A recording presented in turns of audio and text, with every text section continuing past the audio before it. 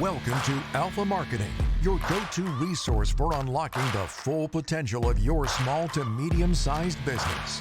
Hosted by Aaron Shishilla, CEO of Wolfpack Advising. Now, let's learn how to dominate your market. Hey everyone, Aaron here. Today I'm diving into one key reason why your Google Ads might not be performing as well as you'd like. And the reason is failing to consider your customer lifetime value and cost per acquisition.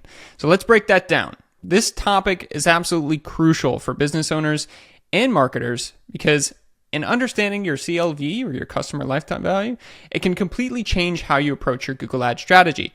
If you're frustrated by high conversion costs and a low return on investment, I'm going to give you 4 points. These 4 points are going to break down how you calculate your customer lifetime value, how you look at your cost per acquisition, how you start approaching your Google Ads strategy, and how to even make more money.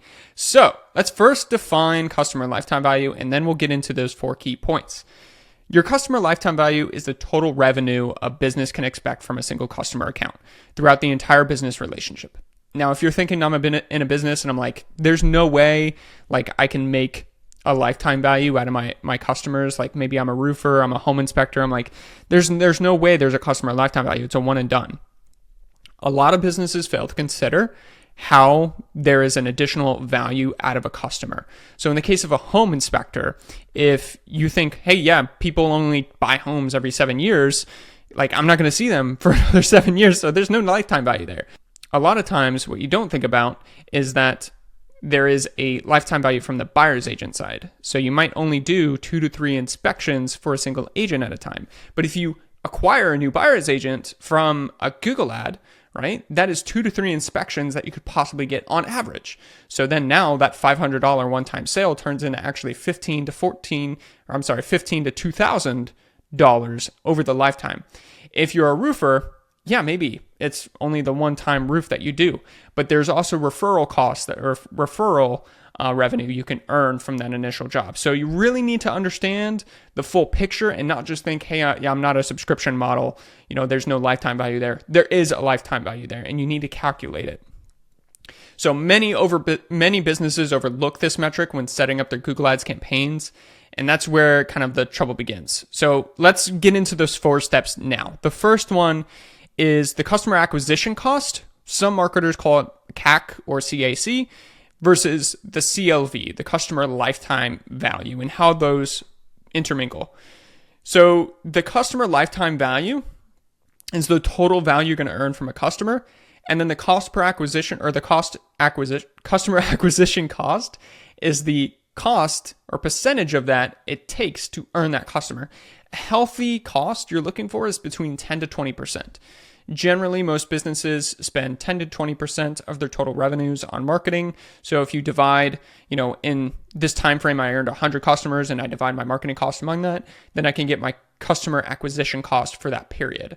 So if in this entire example I'm going to say an example is our customer lifetime value is $1,000. So we need to shoot for a customer acquisition cost of $100 to $200. What's important here is that we really, really consider the total expenses that goes into the acquisition cost. So in the case of a home service business, maybe it's super simple. You run ads and then you have your office team answer the phone and then boom, booked, right? And then we're one and done. But in the case of maybe it's a longer sales process, maybe there's some relationship building, maybe you bought them food, maybe you're spending on gas and salaries for marketing or sales people, you need to attribute all of those accordingly in the customer acquisition cost. Those are part of the marketing and the acquisition cost. It's not just the advertising cost. So make sure you're working through that. Point number 2 is working backwards with the customer lifetime value and your customer acquisition cost to determine what your good Google Ads CPA is. So your Google Ads CPA is your cost per acquisition. Another terminology is cost per lead, cost per conversion, all one and the same here. So you have your cost per lead or cost per conversion from Google Ads that forwards over to your customer acquisition cost that then forwards over to your customer lifetime value. So if your customer lifetime value is, say, $1,000, You can say I can spend on an acquisition cost $100 to $200 on a particular customer. Well, in Google Ads, maybe the cost per conversion is $90. So the cost to get a lead, to get somebody to call is $90. I'm going to attribute whatever other expenses I have in closing that. Maybe it's just the office team and taking the call. And that is my total customer acquisition cost. So that's how we work backwards. Now imagine this. If your Google Ads cost per acquisition or cost per lead is $90, maybe the value of the sales that you get out of that is, in this case, let's say it's $350 for the first job you earn. It's very, very common for about that amount, $90, $100 for a lead to actually book it and get it done. You're talking $100 and maybe you only make $350, $500, whatever it is. It seems at that point that it's not worth the money.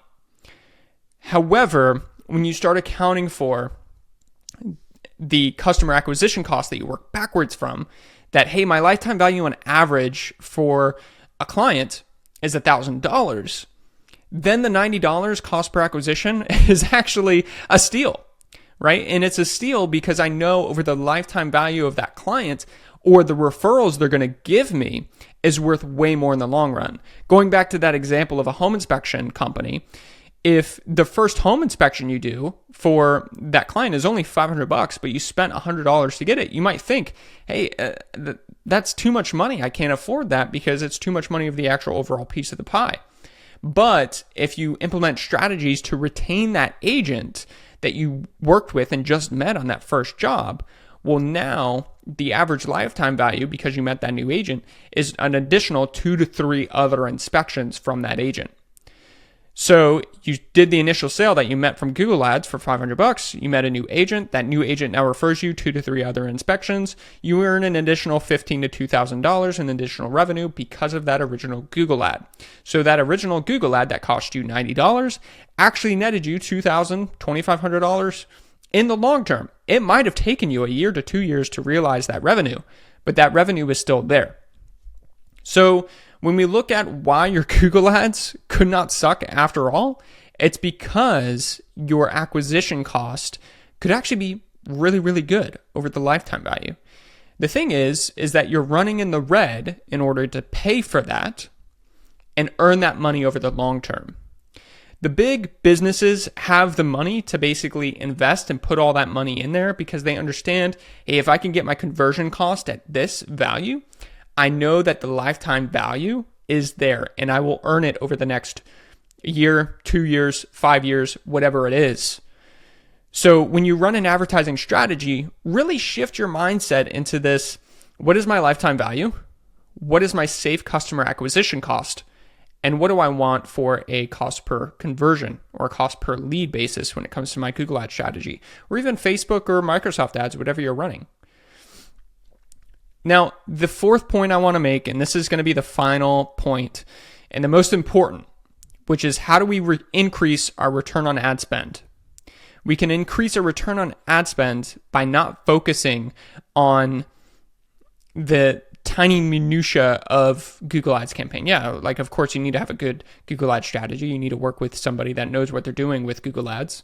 That's totally important. But where a lot of money is left on the table is, how do I boost my customer lifetime value?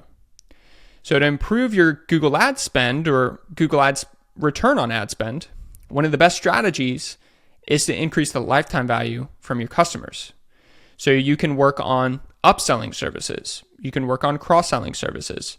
You can work on separate businesses that help go along with other businesses and earn additional revenue from those initial customers. A lot of home inspectors are starting pest control companies right now because they know I could do the home inspection, start selling pest control services, and maybe I do mold remediation and other stuff too.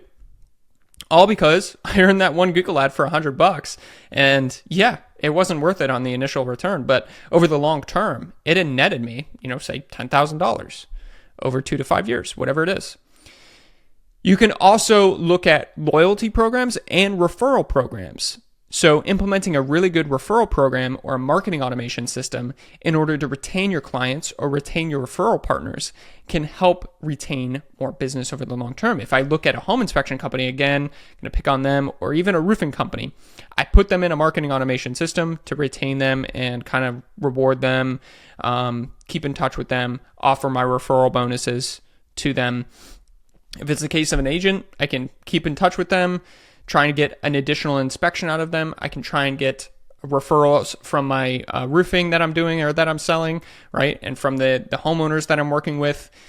But essentially, I'm increasing my customer lifetime value because I'm getting more money out of that single lead that I obtained from the Google Ads. And I can feel free to spend more on the Google Ads itself. When we go and look at the big guys, they know that Google Ads or any type of advertising strategy is a giant auction. So just like when you go to an auction, people are throwing up signs and saying like, yep, I'm willing to spend more money. I can spend more money. I can spend more money. You can go in then confidently to say, yeah, I can spend $100. I can spend $200 on this one job that's going to net me $500 because my customer lifetime value, I know in the next 1 to 2 years, I'll earn that. Plenty. Easy. So let's take away some key takeaways. Let's wrap this up. So remember that considering your customer lifetime value in your Google Ads strategy is essential for success. If you don't calculate it, you're probably going to have a difficult time because as everybody bids in advertising, costs go up for everybody. I encourage you to calculate your own customer lifetime value and then adjust your Google Ads campaigns or any type of advertising that you're doing accordingly. Work backwards. Start with the customer lifetime value, calculate a safe customer acquisition cost, and then translate that over into a cost per lead or cost per conversion basis in your advertising strategy. If you're not sure how to calculate your customer lifetime value or how to optimize your Google Ads campaigns, just check out our blogs, schedule a consult with me, whatever it is, message me on Facebook. I'm happy to help. We do have a lead center that does all that heavy lifting when you're tracking your return on investment. I'm happy to share with you how we do it. Anyway, thanks everybody for listening. Take care until next time. Thank you for listening to Alpha Marketing. If you enjoyed today's episode, be sure to subscribe, leave a review, and share it with other business owners and marketers. Your support enables us to continue bringing you actionable advice and the tools you need to thrive. Join us next time for more insights with Aaron Shishilla, and keep striving to be the alpha in your market.